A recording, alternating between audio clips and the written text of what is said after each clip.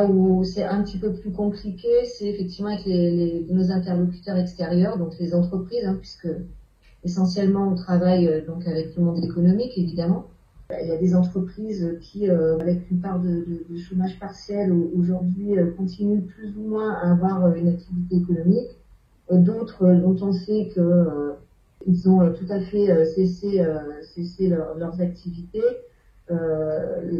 La difficulté aussi à ce jour et dans la perspective du 11 mai, c'est de savoir dans quelles conditions on va pouvoir permettre la reprise de certaines prestations, de type les chantiers qui devaient commencer au moment du confinement, ou la reprise de certaines prestations de services comme l'accueil par exemple, le nettoyage des locaux, où aujourd'hui on a encore quand même beaucoup d'incertitudes sur la façon dont ça va fonctionner. Et puis il y a peut-être aussi un sujet qui est un peu plus compliqué aussi, en tous les cas dans le confinement, c'est pour moi en tous les cas, c'est de ne pas pouvoir me rendre à Gardanne, voilà. Donc bien sûr j'ai des relations avec mes collègues, mais là effectivement on ressent la coupure physique. Ça rajoute une distance à la distance, parce qu'on sait pas quand est-ce qu'on pourra de nouveau se déplacer sur une distance aussi longue.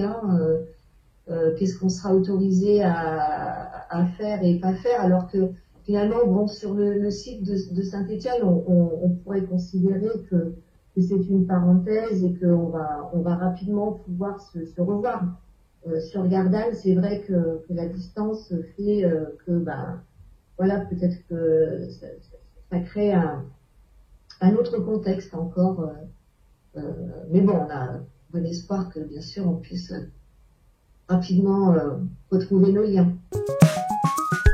D'abord, on ne bénéficie pas évidemment du même support technique que dans un environnement institutionnel ou une organisation du travail classique, au niveau informatique, au niveau de l'ergonomie des postes de travail, on sent arriver un certain nombre de désagréments, maux de dos et autres. Pour les gens qui ont l'habitude de travailler en équipe, on ressent quand même une certaine désincarnation de ces équipes, le délitement du lien, même si la virtualisation permet un certain nombre de choses, mais quand même l'humain, on va dire, on prend un coup au profit de la technologie.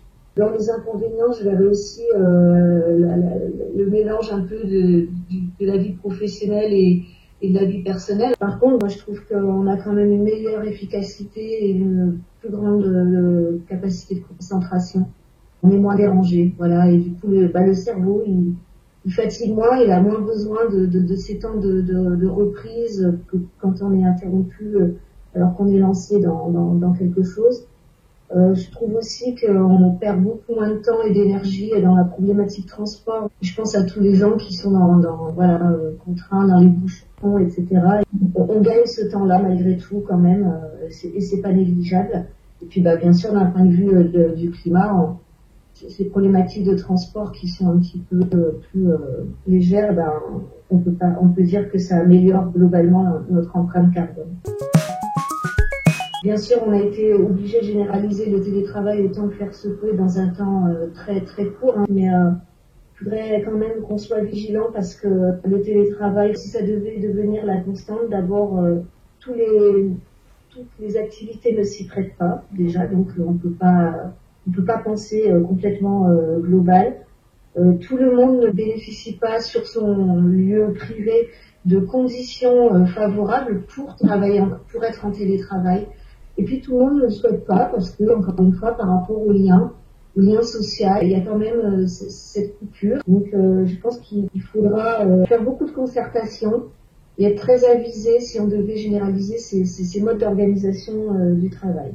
En revanche, c'est vrai que dans une époque où il faut aussi être très actif dans la lutte pour le climat, etc., ça peut appeler quand même un certain nombre d'améliorations ou une autre réflexion sur la gestion immobilière du patrimoine, sur les consommations d'énergie, parce que moins de bureaux, ça sera aussi moins de consommation d'énergie.